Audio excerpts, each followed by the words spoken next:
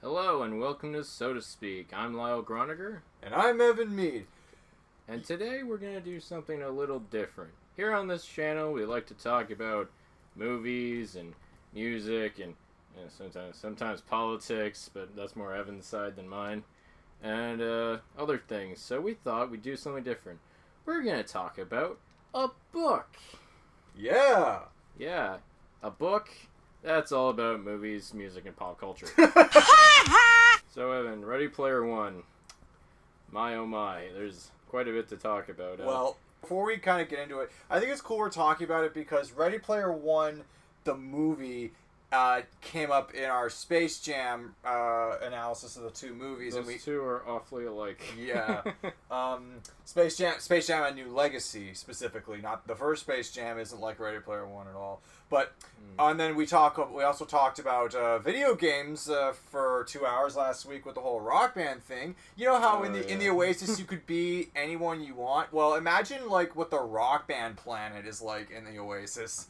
You would probably go and be Joy Division and just play all their songs. Yes, and then, I will be all members of Joy Division. And no, but like you would have like a real guitar that you could probably learn how to play guitar. I would assemble the greatest rock band ever. I would have Kurt Cobain on vocals and guitar, Peter Hook from Joy Division on bass. I don't know, Travis Barker on drums. Nice. The ultimate punk rock alternative trio ever. Okay, so we're getting a little ahead of ourselves. How about starting off? When did you first read the book? Well, it's actually a funny story. Me reading the book is what actually caused you to read it. My first experience to the book, you gave it to me as a birthday present for my 26th birthday, and it was I'm a huge Spielberg fan, so I wanted to read it in preparation for the new movie that was coming out about 2 months after my birthday. And I think I wrote something in the opening there. I was like...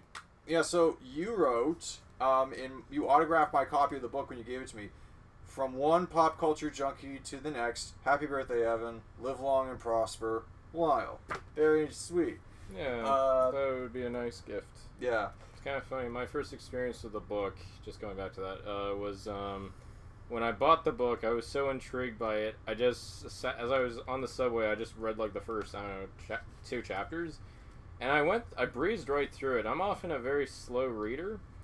That's why I've kind of like... I used to love reading as a kid, but as I get older, I can't really do it as much. I lose focus way too easily. Do you find you have the same problem? I was always a slower than average reader, quite honestly, and I still am a slower than average reader. That's why if I were to read this book again, I would probably listen to it on Audible.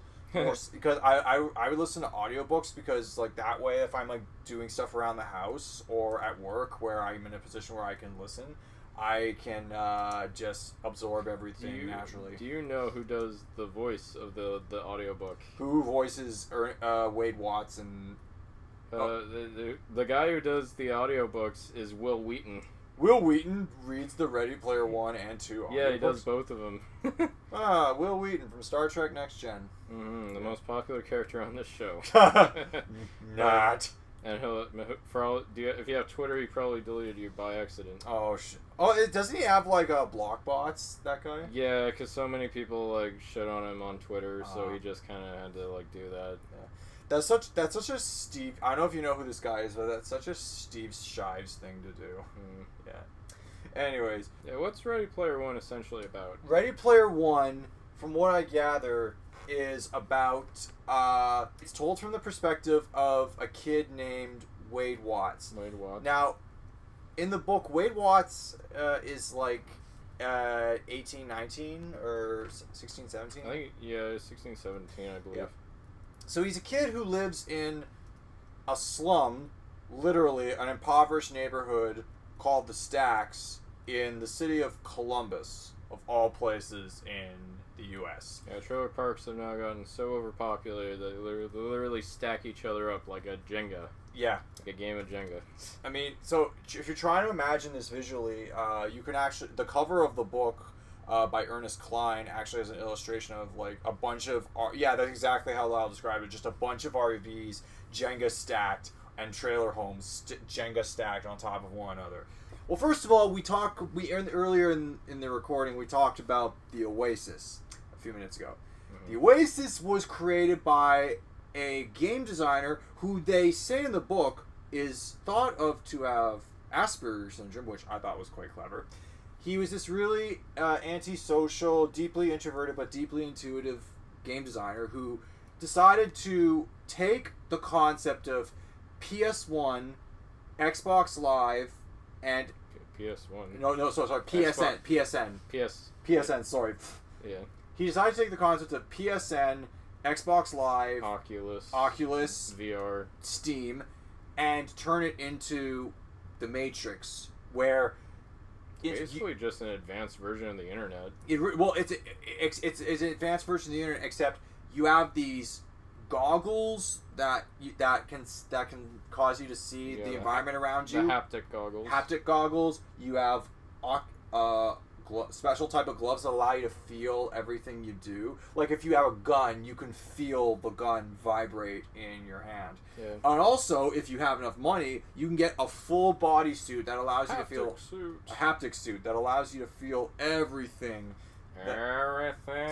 So if you have a crush in the Oasis and you get some cyber booty one night, you'll feel that.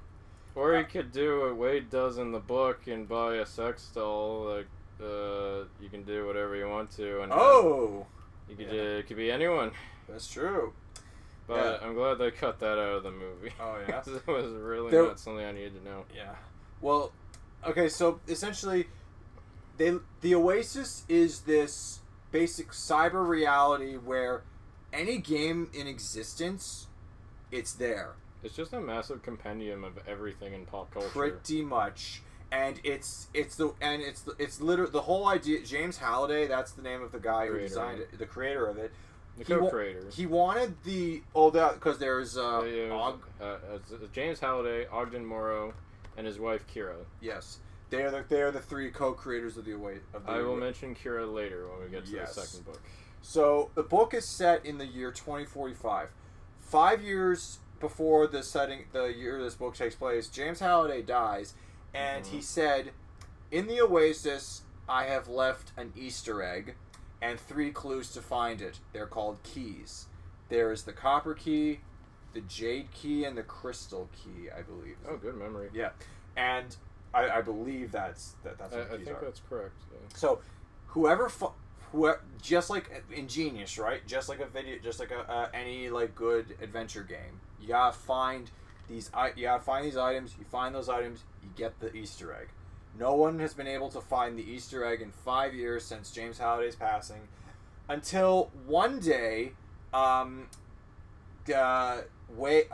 Wade Watts gets lost in his own imagination, just doing his daily gaming routine with his best friend H, and he discovers a clue that could lead to the copper key, and he basically goes and wins the copper key from an NPC in a battle of the classic game Joust. In the book, yeah. In the movie, he does. We're gonna have to save that for a little bit because there are actually, to be fair, there are a lot of differences in the movie from the book, and I think I understand why that is. We could do that later. Yeah. But are we gonna go through the entire plot? Well, that might get a little. The premise, the whole idea is every single time you want to find a clue to where a key is, find a key or get to the Easter egg, you have to do something that is directly related to a classic piece of gaming entertainment or pop culture entertainment, specifically from one decade.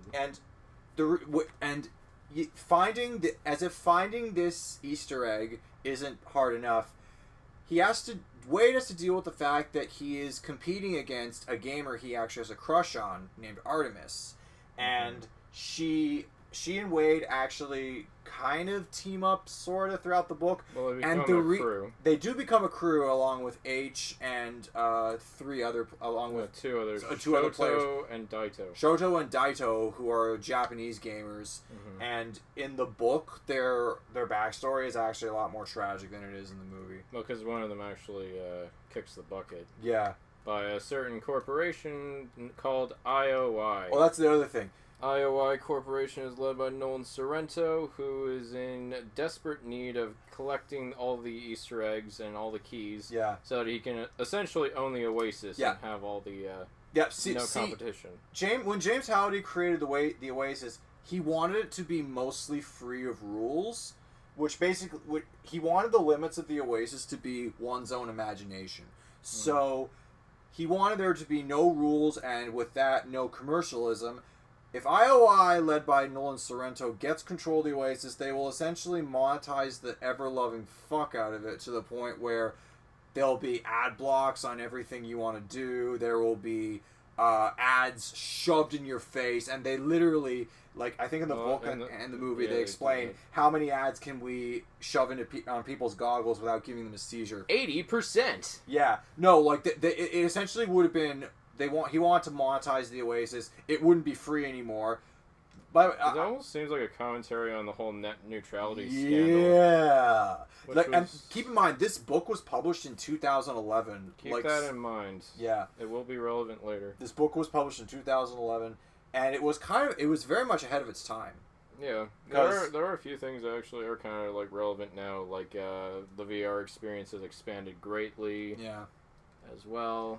Oh yeah, no, like there are gaming goggles that almost simulate what it is like to be in the Oasis. I'm kind of scared that we're gonna end up like the characters do by the time 2040 rolls around. So. Well, I hate to break it to you, pal, but the reason why Steven Spielberg took on Ready Player One, the movie, is because that is what the vision of the world that he sees 20 some odd years in the future is.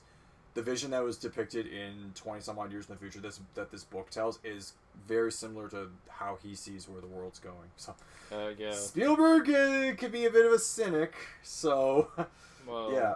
I mean, a lot of his movies are drenched in cynicism and misery. Like, you ever see you've seen Schindler's List, right? I've seen all of his movies now. Right, yeah. In preparation of a podcast, which will come eventually. And then there's Jurassic Park, which, you know, bringing dinosaurs back could have been fun, but it's like, no. No. Yeah. Minority Report. Oh, we could know what's going to happen before it happens, but oh no. But no, there's a whole unethical side to that. It's all a conspiracy. Yeah, pretty much. So back to the topic at hand. The plot of... So we kind of summed up... The protagonists are Wade and his gaming friends. The antagonists are the corporate bastards at IOI. The plot is essentially... pop culture reference galore, and it's a fetch quest. And quite honestly, there is a charm to it. Like, I'm not even gonna lie. Yeah. So like I said, to get one of the clues or to get the first key, he wins a game of Joust. At a later point in the book, he does play a perfect game of Pac-Man. Well, that was more of a side quest. Oh yeah. He thought it was a clue, but just gave him an extra life, which was probably one of the biggest Deus Ex Machinas I've ever seen in a book ever. By the way, this review is going to contain spoilers, so just... Oh, yes. Yes. What was your favorite... I guess a question I'm going to ask you now is, what was your favorite pop culture reference in the book? We'll get to the movie in the book? Yeah. That's hard, man. There's so frickin' many of them. I do like how Wade's digital interface is played by Max Headroom. Oh, yeah. Max Headroom was this nice 80s TV show that kind of was one of the earliest depictions of like a computer-generated character. Naturally, it wasn't really computer-generated. It was kind of just like all tricky editing and Matt Freer wearing a hell of a lot of makeup. Yeah. But yeah, I like that reference. I always remembered Wade's car, which was a DeLorean with a Ghostbusters logo attached to it. Which, fun fact, Ernest Cline actually customized one himself, and he owns one. Oh! Yeah. Nice. I don't know if you noticed this, but Ernest Cline is a bit of a nerd. Did you know... you think? Did you know he wrote the script for Fanboys? I can believe that. Yeah, because like every time I see the characters in that movie, now that I know that fact, they're all a bunch of Wade Watts. It's very Wade Watts's.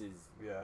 Watts's sire Shoss. How do you say it? Watts's. Watsonsons. Watts's. Just a whole bunch of like gatekeeping, annoying, like kind of like how it used to be back in the day, kind of nerds. Yeah. Before it got too popular. Thanks, Big Bang Theory. Oh yeah. But yeah, my favorite. That's probably one of my favorite references. What about you? What's your favorite reference? One of my favorite references. Well, at the end, right after the big battle, he has to go up. The final challenge to get the Easter egg is it's either to get the crystal key, which gets the Easter egg, or it gets the egg. A player has to literally recite the entire dialogue of Monty Python and the Holy Grail verbatim. Yeah. Every movie, character. There's blank spaces on the screen, and you have to fill in like the line. You have to say the lines of dialogue and lip sync with the characters. Yeah. You lose points if you mess up a word, and if you mess up enough words, it's game over. They do that again earlier in the book with War Games. Yeah, that is true, and everything we're talking about was like 80s stuff, because Ernest Cline is undoubtedly a child of the 80s. Oh yeah. And the 2010s were the decade of 80s nostalgia. Yeah. In case you didn't notice, it was before the age of Stranger Things. And my theory is the 2020s are going to be the decade of 90s nostalgia. I'm feeling that. It was kind of they preluded that with mid 90s coming out in the year 2018 directed by Jonah Hill. That was a good movie though. It was a good movie. Yeah, no, but the 90s nostalgia decade is going to be the 2020s. Yeah. And then the 2000s decade. The 2030s are going to be the 2000s nostalgia decade. It's like Midnight in Paris. We're looking so far back that we're not really grasping what's happening now. Yeah. And in the year 2010, we'll be looking back at the 20s. And then the people in the 20s will look back in the 1800s. Well, man, those were the days. Don't you feel like? Well, then again, like as technology gets better and better theoretically. I have a question for you, Evan. Yeah, do you think nostalgia baiting is kind of like the worst aspect of Ready Player One? Because it's something that gets brought up a lot, is the references and the overabundance of pop culture. When it was written in 2011, there was a charm to all this. Mm-hmm. The issue at hand was back in 2011, Hollywood still had some flair of originality to it, and referencing a bunch of franchises that already existed wasn't as big of a problem as it would have been in like the year 2015 to 2018. Yeah. With with Star Wars coming back, Jurassic Park coming back, the MCU becoming the juggernaut that it is. Yeah. So keep that in mind. I feel like at the time this was two things happened in the gap between Ready Player One the book and Ready Player One the movie, because they were separated by 7 years. Yeah. Two things happened. One, people were going to see the biggest movies, and they kept noticing that pop culture references and references to past movie franchises, especially in rebooted movie franchises like I said, Jurassic Park and Star Wars. References for the sake of references were getting annoying. Yeah, it was starting to become passé by the time Family Guy kept going. In 2014, there was something called GamerGate, which I feel is deserving of an entire other episode. I don't know if we'll do a GamerGate episode, because honestly, it is such an infuriating, from all sides of the issue of GamerGate. It was such a complex series of problems that every side of GamerGate infuriates the shit out of me. Like, I couldn't stand the whole allegation. I couldn't understand, the journalists. Oh, the Zoe Quinn issue? Yeah, no, I couldn't stand that aspect of it. I couldn't stand the blatant sexism that was designed to be retaliation of it. Because, like, this whole thing started with an incident with a game with Zoe Quinn, and then it's like, okay, video gamers are now being stigmatized and stereotyped as sexist. and racist and sure bullshit. Enough, they prove him right. And yeah, no, that's why it's so goddamn infuriating, because rather than stick up for themselves, I will never understand. They literally become the very thing that they were accused of. It's like, we're gonna show you by being as sexist and belligerent as possible. Like, yeah, and like, how old are you? It's also the time where like nerd culture was not nearly as stigmatized as it was back then. Because when I watch something like Fanboys, I can tell that it's in the headspace of the time before nerds were like considered chic. Well, because the Big Bang Theory kind of changed the way nerds looked after a while. I think a few things changed. With respect, I think a few things had something to do with re-altering the way nerd culture was portrayed. Because it used to be kind of like a dirty secret if you were a nerd. Well, in the 90s, Kevin Smith was one of the few entertainment pioneers that made it cool to be a nerd. Yeah. And then, in the 2000s, we had the Spider-Man movies, which made comic book movies not so nerdy anymore because everyone was going to see the Spider-Man movies. And then Iron Man came along, and then that made being a comic book enthusiast the coolest thing ever. And there's stuff like Robot Chicken, which Yep. it's like, hey, a show where adults literally play with toys and tell little jokes. Yeah. That's funny. I feel like that would... Do you know what would have been cool? Like, if there was ever, like, a series finale of Robot Chicken where it was all in Seth Green's imagination. There's just... His room is full with a bunch of toys just strewn about. No, that's how you... Hey, Seth Green, that's how... If you ever do a finale of Robot Chicken, that's how you end the series. Come on, Seth Green, do it. It was all in your twisted imagination, and we loved you for it. I feel like now is a good time to talk about Ready Player One, the movie. Okay. Released, I heard that it was... I knew it was going to be a thing as far back as 2015, and then in 2016, I was kind of reading about the development of it, because this was a big project. Like, Steven Spielberg spent a long time developing this, and I'm not gonna lie, even though, like, it goes out of this... I can't fault the CGI for looking unrealistic, because I'll tell you this... It's supposed to look like a video game.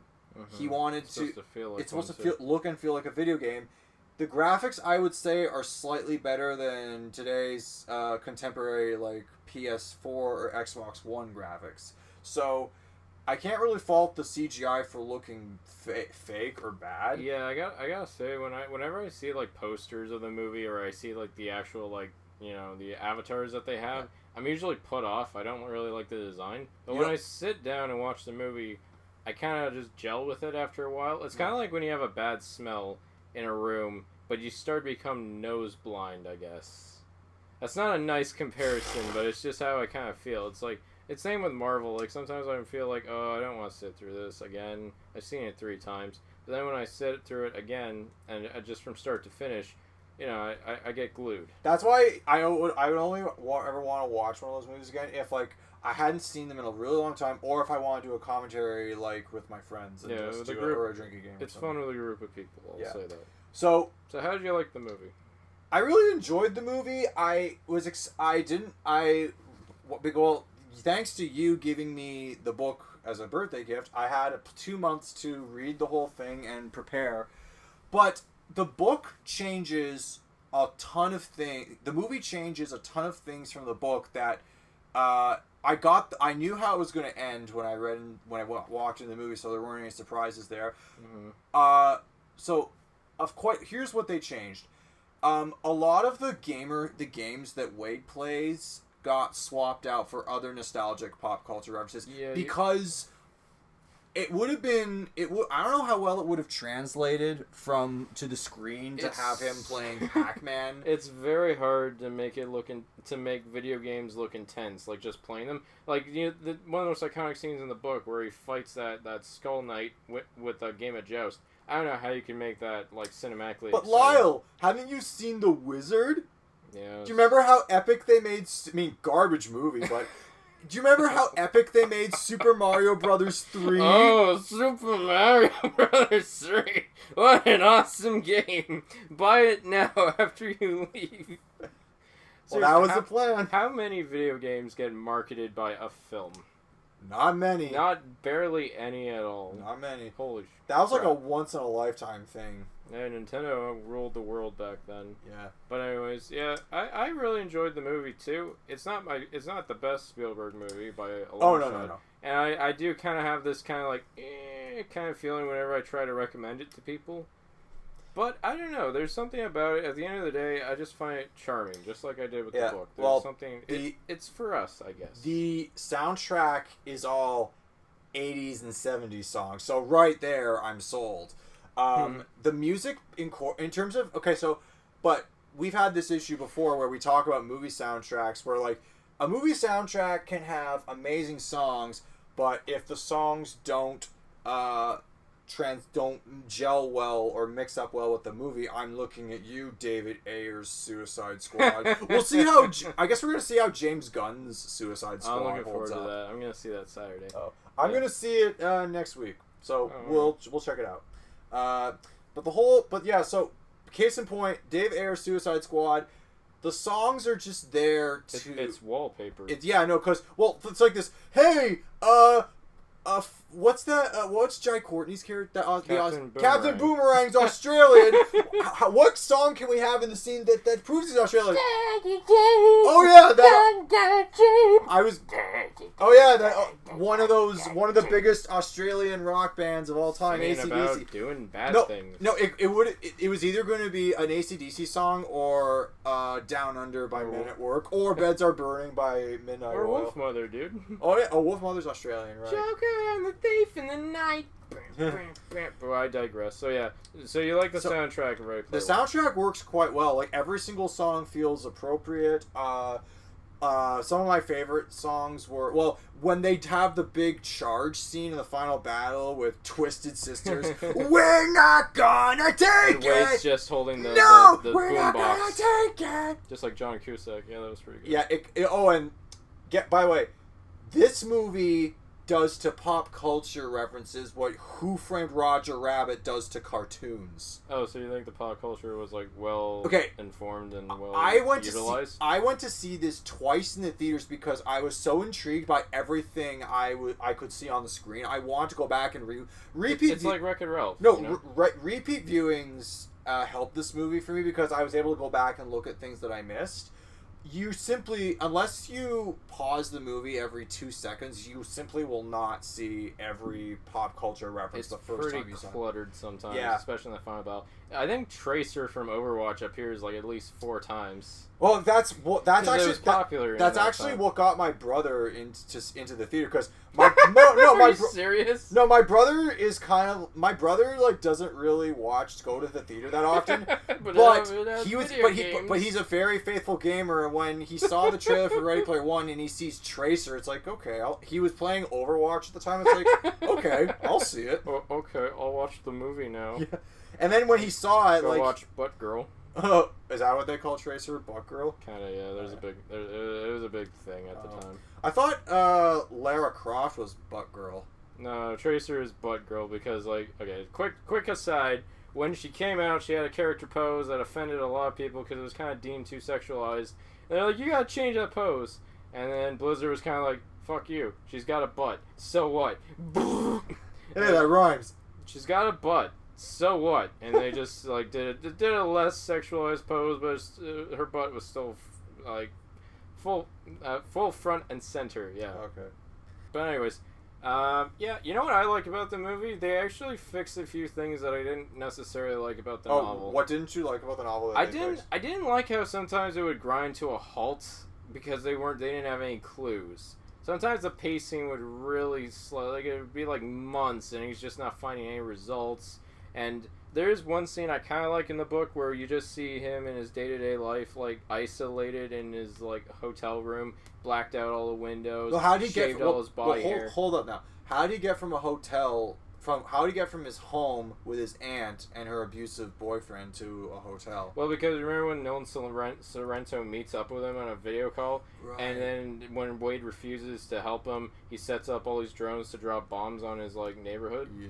Kind of probably one of the most iconic scenes in the series. I like that scene a lot. Yeah. So the one time I was like, oh shit, tension's actually happening, and it's an external force and not just something online. And the movie actually does that scene pretty well too. Yeah. But yeah, anyway, so yeah, he goes into exile. He's a fugitive basically, and he bunkers down this hotel. He has like the best setup ever to try and do as much Oasis-ing as possible. One of the most uncomfortable parts of the book that the movie actually changed. Okay, so they change a lot. Okay, so in the book, he doesn't discover Artemis's real name or what she looks like, and he doesn't meet the real Artemis, aka Samantha Cook, until the very end of the book. Yeah, the last few pages. In the movie, he finds out he learns who Artemis really is, and he sees what she looks like at the midway point of the movie. I think that was a better choice. You thought it was a better choice? Yeah. Yeah. Speaking of her, I also like how Artemis, instead of Wade, gets captured by IOI and indoctrinated into the here's how IOI fucking has a chokehold on this dystopian society. IOI is like if it's basically like Amazon. no, imagine if Amazon.com took over regulation of people, took over the repo department, where if you can't pay your bills, here's what happens in this fucked up world. If you buy a bunch of shit from IOI and you fall behind on payments, they will literally arrest you. Forget courts, forget cops.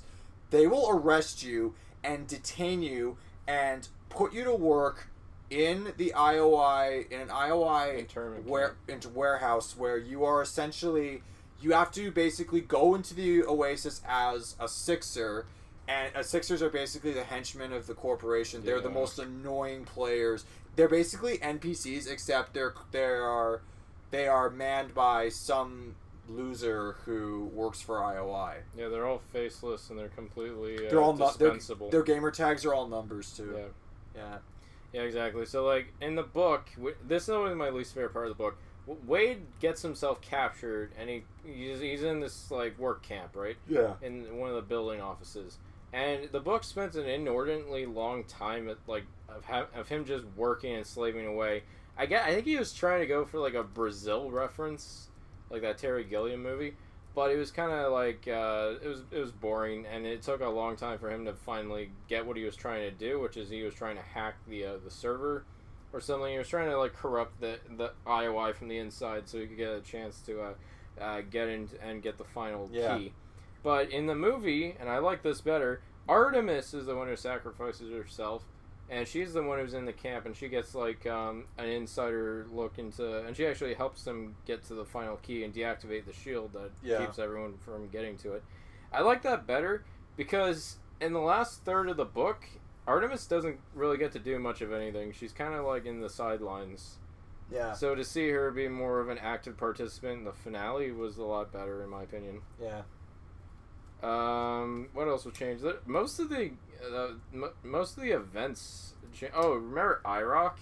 Yeah, IROC was just this douchebag that single chapter just shows up. He's like, "Hey guys, I'm a gunter. I'm a big deal. I know this and that." And then Wade and Aech are just like, "Oh yeah, well you know this and that and this." And it's a big circle jerk of like, "Oh, I know. Yeah, no. In this I'm book, better than you." In this book, but IROC is in the movie. IROC is played by T.J. Miller. And we're back. Yeah, so in the book, in the movie, he's played by T.J. Miller, and he actually is like the Boba Fett for IOI. Yeah. Yeah. Also, Nolan Sorrento's avatar looks like evil Superman. Yeah, and Hannah John Kamen plays like his military advisor or something, like just her. Basically, Hannah John Kamen. Yeah, Ghost from the MCU. Right. Yeah. She wasn't from the book, but she added a little bit more of a confrontation at the end. Yeah. There's, I don't know, and it's like I like the book, but like the movie does fix a few things. It does get a few things that I didn't like at the very end where, he's just like Wade after winning. He's just like, "Hey guys, so we should not use the Oasis so much. So I'm gonna deactivate the Oasis every Tuesday and Thursday or something. Sorry, you need to enjoy reality because reality is real."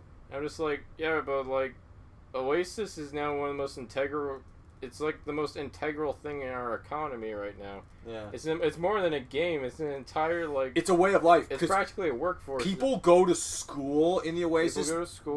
They make livings. Like, what if you? Can you imagine Planet OnlyFans in the Oasis? No, it would literally Planet OnlyFans would literally be a sex club. It would just be a giant orgy planet. Yeah, That's pretty much. Exactly what it would be. Well, no, I feel like it would be also like a peep show where it'd be like, look, but the whole idea with OnlyFans is like, look but don't touch. Yeah, but I don't know about you. I actually prefer Nolan Sorrento in the movie.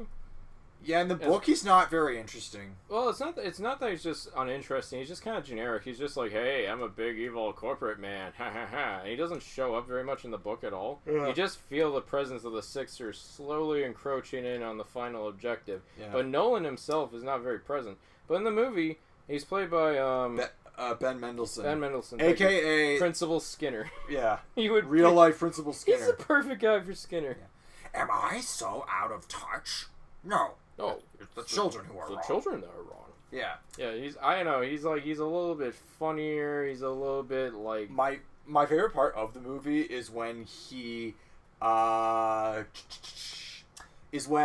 he doesn't know fuck all about pop culture, and he has a room full of teenagers telling him how to be cool with pop culture and relate to the kids. He has pop culture being fed into his earpiece. That's so funny. Hey, my dudes. I also wrote my favorite scene with him is like at the very end when he's just about to kill the main characters basically. Which doesn't happen in the book. No, he just gets arrested. No. In the book, Ogden Morrow finds Wade, Samantha, and H. He finds where they all are, and Shoto and Dido and Shoto. Not Dido. No, that's right. Yeah, Dido. In the book, Dido died. Dido dies. But in the book, he finds Shoto, H, and Art3mis and Wade, who goes by the gamer tag Parzival. I forgot to mention that. Mm-hmm. By the way, that's kind of a cool name for Wade because he's got to find the whole. I wish Ernest Cline didn't really explain that because like he over explains. Like if we were a kid. I read the story of King Arthur when I was a kid. We did a whole unit on it in 4th grade. I know who Percival is in the Arthur legend, and I've seen Excalibur. My problem with him is he does more than just explain. He straight up info dumps and recites. He literally, like, if he went on Wikipedia, copy pasted an entire section of an article and pasted it in his book, that's what it feels like sometimes, man. Yeah. Like, I don't even know what to say. Like, sometimes it's like, okay, I know what this is, and you're kind of just telling me what I already know. Or if I don't know it, I'm still not really informed because I don't have any connection to it. Do you know what pop culture reference was actually kind of ruined for me in the book? What? In the book, there's a scene where Wade, one of the challenges, Wade has to do an activity related to the Rush album 2112. Mm-hmm. He explains, the book is written like this. I have to do this thing by reciting, listening to music from the album from the Canadian rock band called Rush 2112. He literally describes what the whole album means and what the message of the album was. It's like, well, now that I know that, I don't really have much of an. I kind of like to. I like to hear like what people thought of the album. Like, oh, the album's cool. Like, remember when Josh explained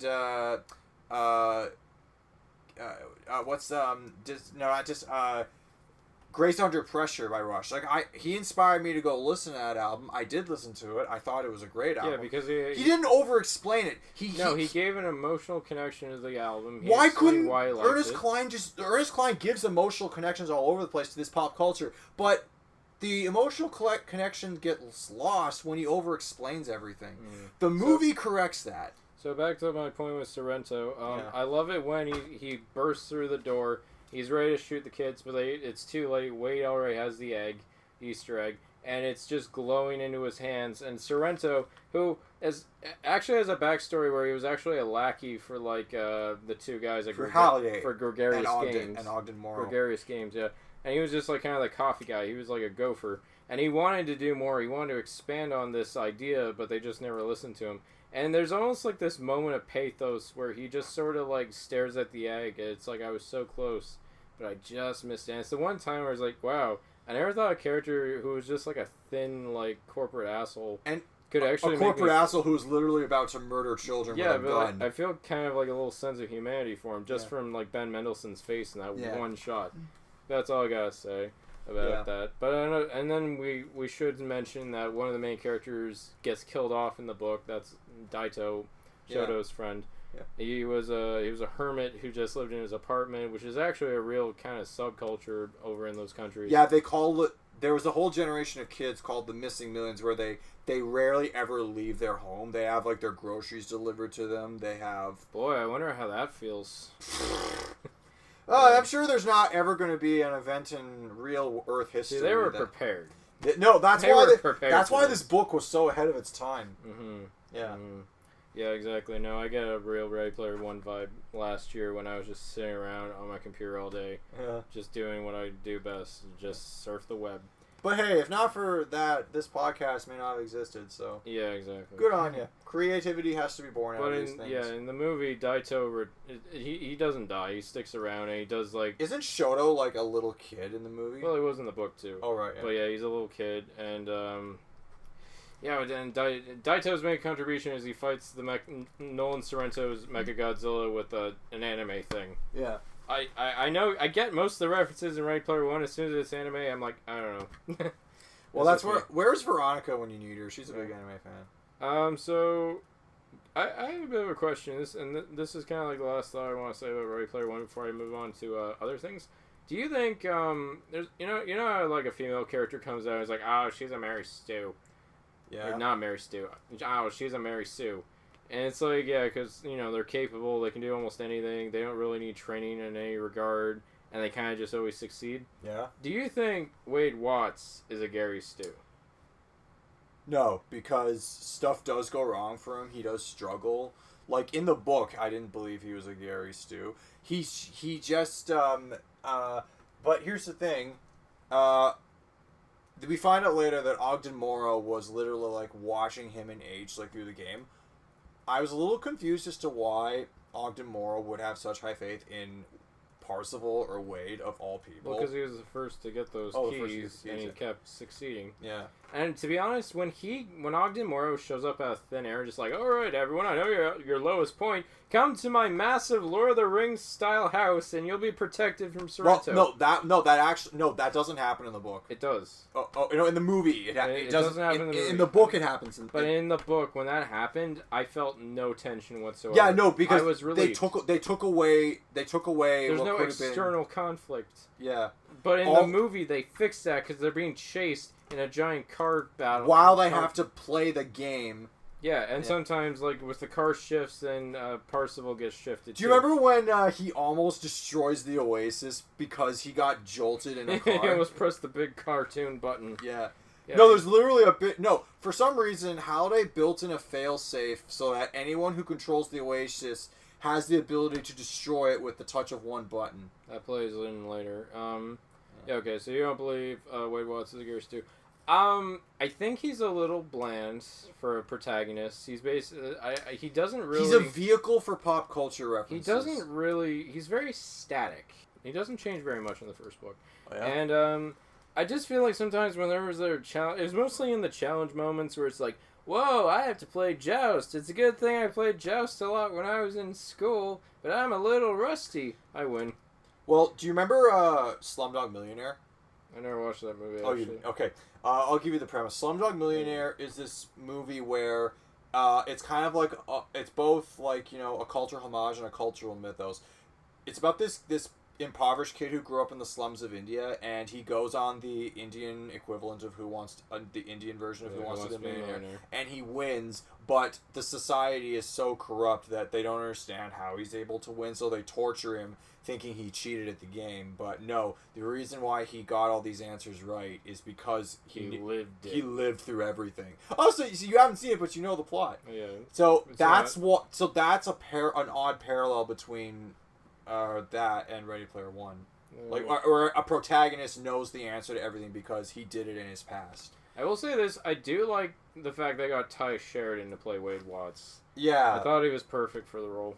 Who was your boy Cyclops in the X-Men reboot? In the X-Men, from one eyepiece to another. Hey, he's gonna be pigeonholed. He's the guy with the glasses. typecast is like that guy with the visor. That guy with the glasses. Yeah. Oh Lord! You know, I wanted to watch the Nostalgia Critic review of Ready Player One. Oh, but it was 40 minutes long, and I'm like, no. Well, that's what. Why is this video we complained about that in our Channel Awesome episode, where like his reviews are as long, if not longer, than the movies themselves. But like at least half the runtime. Yeah. And it's like, I don't care. Yeah. That's too much time. Because he recites the plot beat for beat, and he makes. There's not enough reviews. And I can't even tell if he genuinely likes or dislikes the movie anymore. Unless you're Red Letter Media and it's like a table discussion, I don't need to sit and watch you make annoying, unfunny skits. But anyways. Yeah.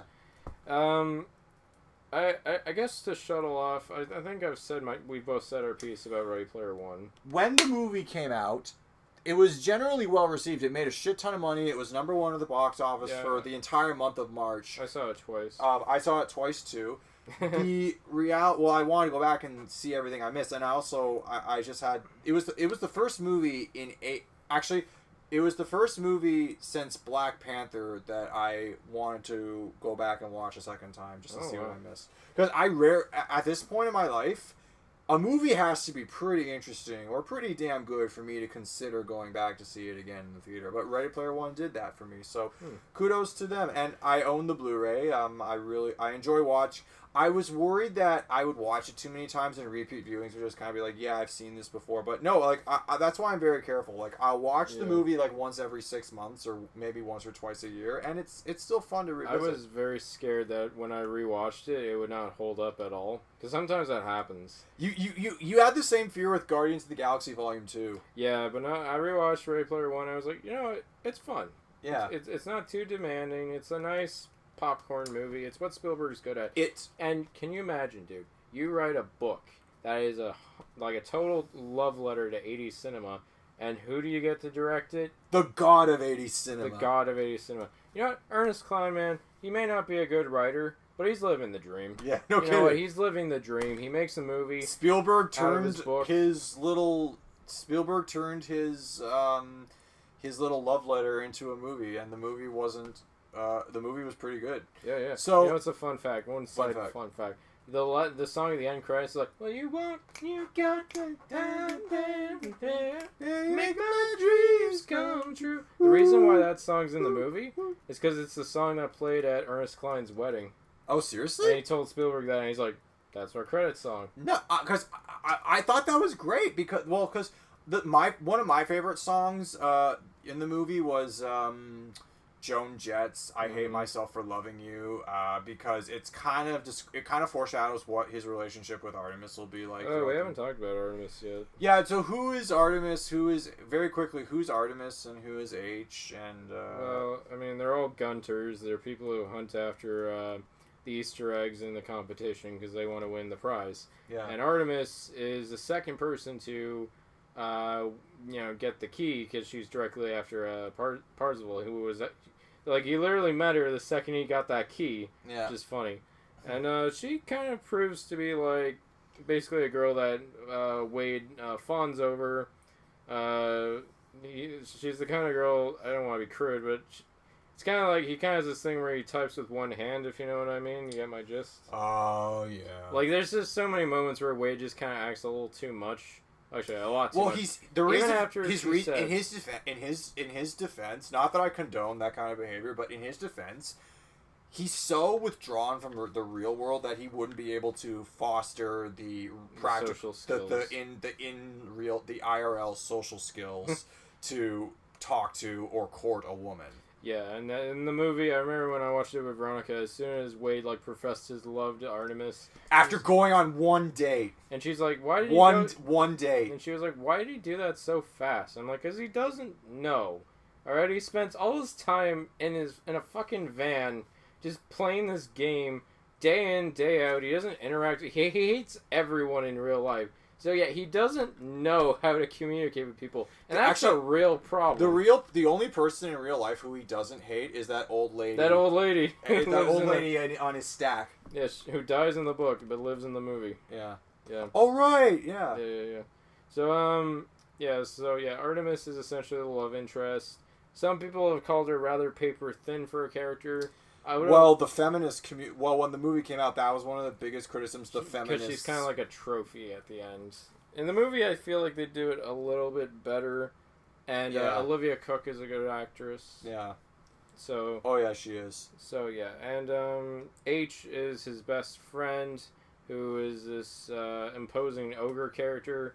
But it turns out that in real life she is a black lesbian who uses in the book it's a white avatar, a white male avatar, and she does that to like avoid getting doxxed. Well, not just doxxed, just sort of like gain less advantages in the And the what I thought was clever about that was in the book, before he finds out who Aech is,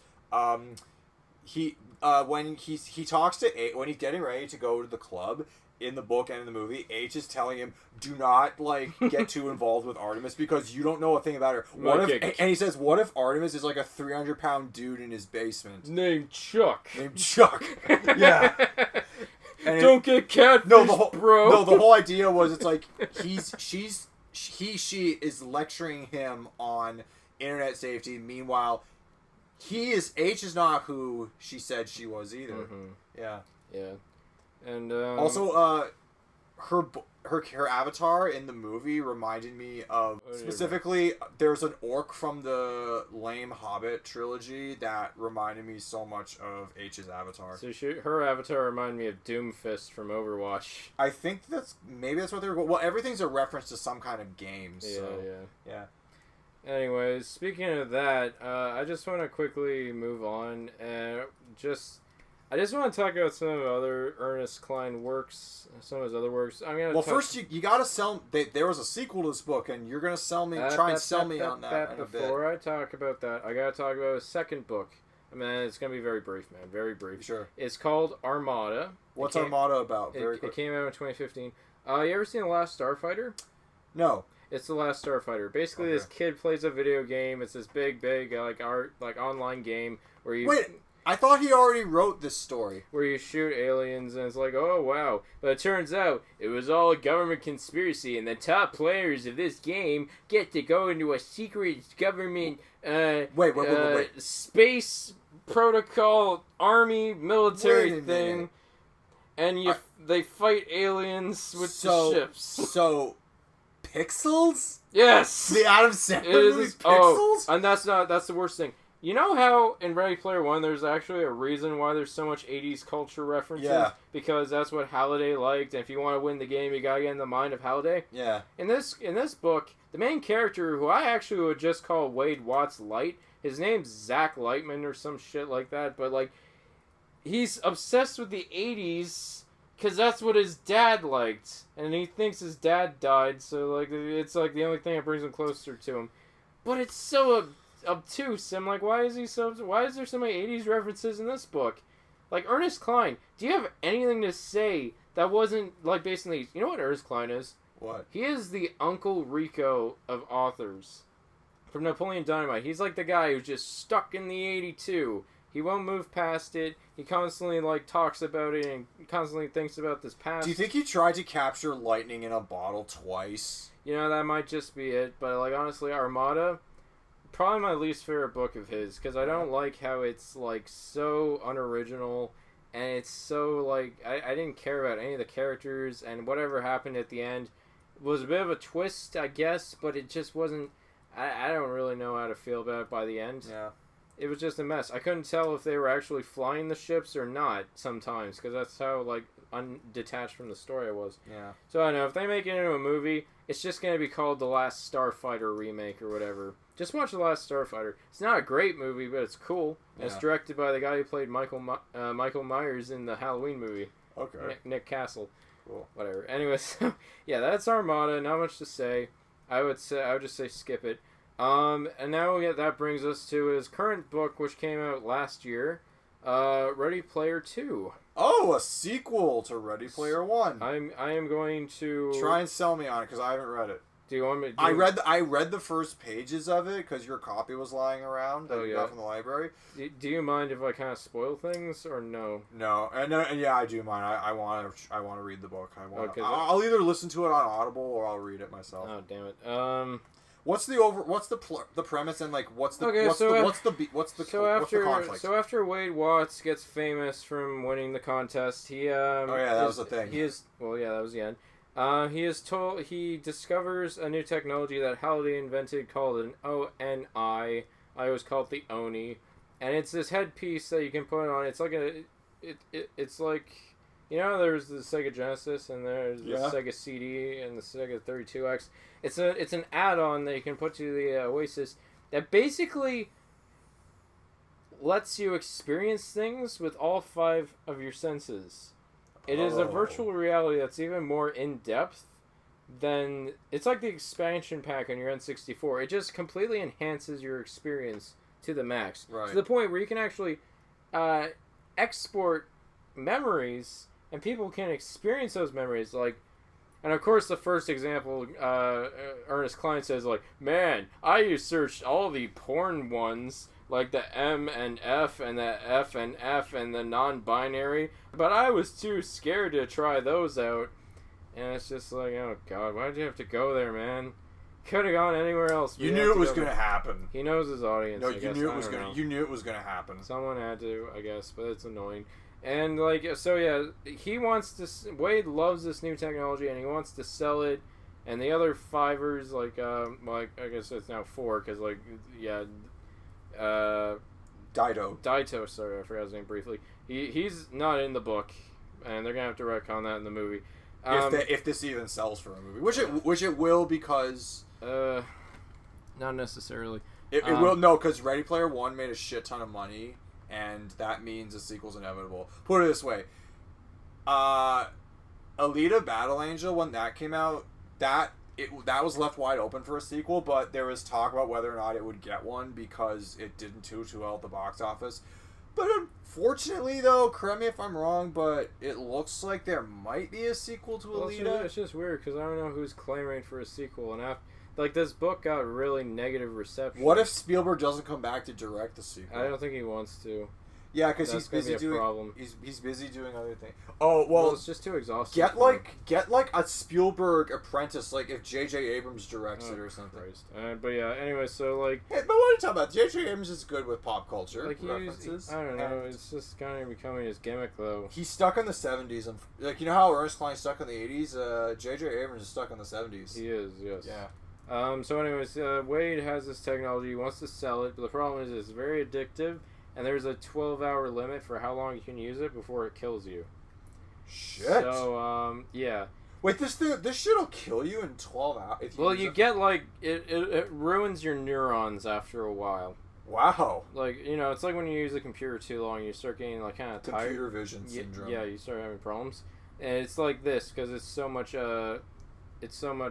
for your brain to handle. Yeah. Do you want me to... Okay, 125 pages later, do you mind if I spoil the incident that causes the plot to move forward? Go ahead. I don't know, like... Don't spoil the ending. I won't spoil the ending, but basically, you remember Anorak, James Halliday's avatar? Yes. For the quest? He goes rogue.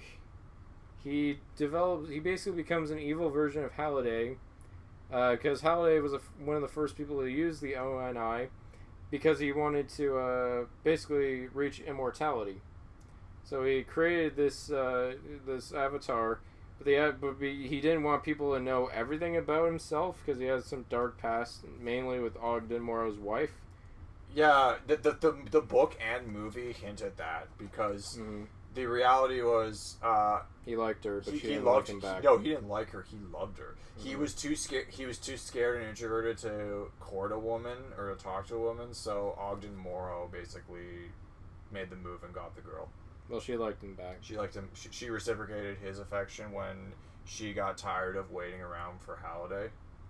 No, she never liked Halliday. I thought the movie portrays it like she wanted Well, like Holiday, but yeah, but in the book it was different, and in the second one. Oh, so it was an unrequited thing. Yes. Oh shit. So yeah. So the evil Anorak is basically saying you must complete this second quest. You have to gather 7 items scattered across the Oasis, and you must complete it in 12 hours. For you see, I have captured everyone in the ONI and the Oasis. And they are permanently stuck in a coma unless you complete this in 12 hours. Or they will die from the after effects of being in the system for 12 hours.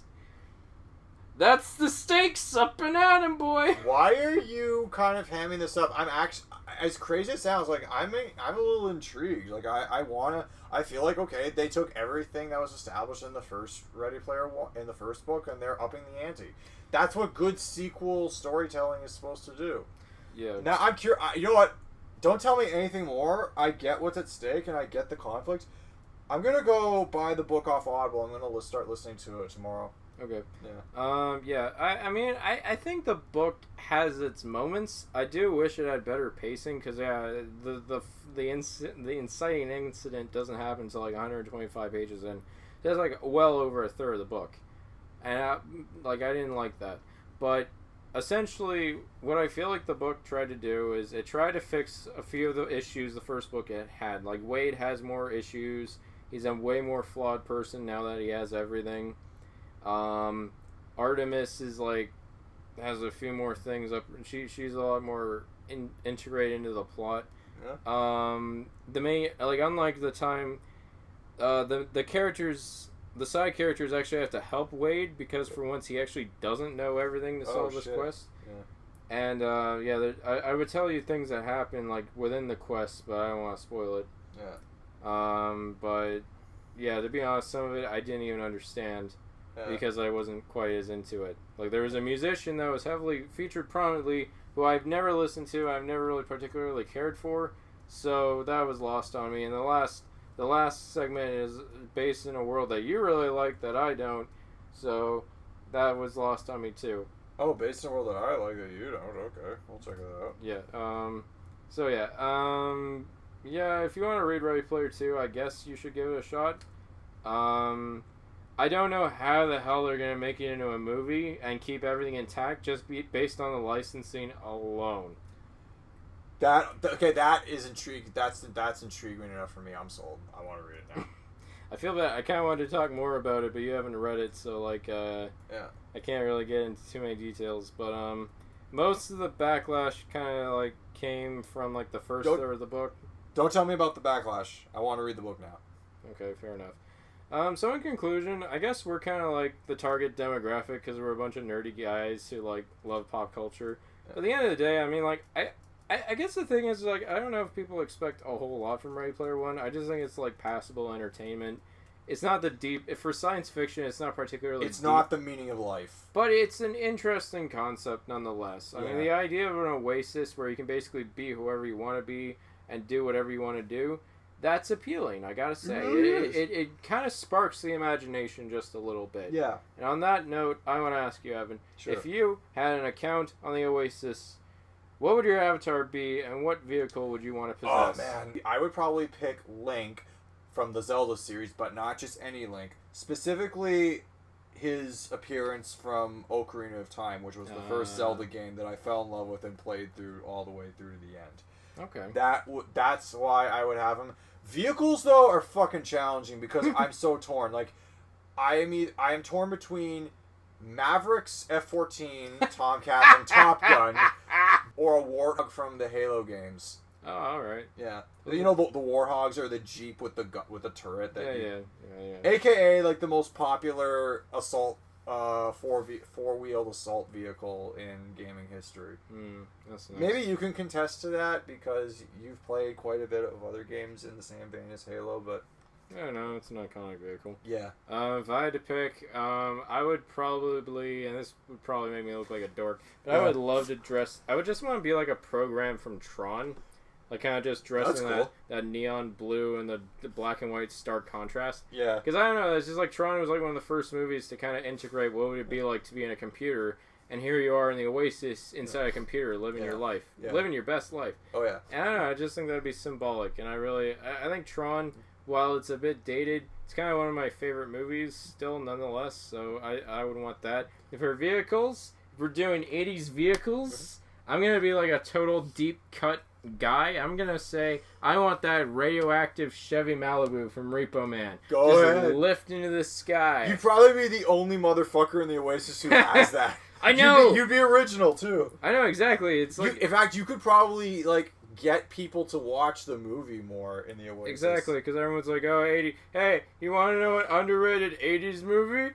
The Princess Bride. And I'm like, no, that's overplayed. Yeah. And by the way, remember how I said if I could choose my vehicle, I would have Maverick's F-14 from Top Gun, but I would make some obvious modifications. Oh, you're gonna make some mods? Yeah, no, I would include. I would keep the jets the way they are, but I would have guided missiles, which were kind of a thing already. But I would, for guns, I would have lasers instead of bullets. Oh damn! Yeah. So I wouldn't just have I would mod the shit out of it. Well, if you flew in a battle, what would your battle song be? I'm not gonna be that nerd and say Danger Zone for the movie. That's appropriate. Well, Danger Zone plays 3 times in Top Gun. My battles, the song I would ride into. So does it have to be a song from a movie, or would it be a song from? Could it be a song? Can it be like orchestra score from a movie, or can it be, you could do that. Oh, in that case, my battle song would be the Charge of the Rohirrim from Return of the King. Kick ass. That's a good one. So you're just gonna fly an F-14 while dressed like Link. You're an elf driving an F-14 into battle while listening to the Lord of the Rings soundtrack. I will give you that. That's pretty metal. Yeah. Me dressed like Tron, driving my radioactive Chevy, I would just blast "Children of the Damned" by Black Sabbath. Go, and then I do like a skid. I skid like 180. Yeah. And my trunk just bursts open, and anyone in front of my car just disintegrates into skeletons. Yeah. That would be my special move with my car. Yeah. Yeah. The life of a Repo Man is always intense. Yeah. I know what else I would add.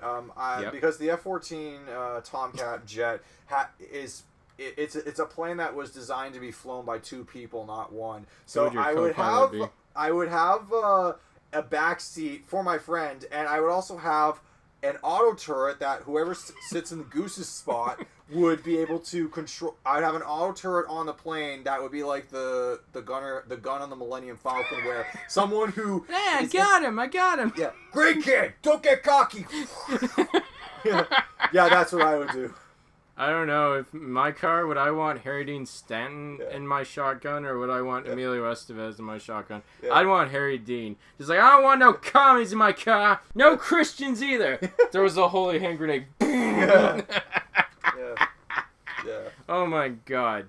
Okay, that was a lot of fun. That was.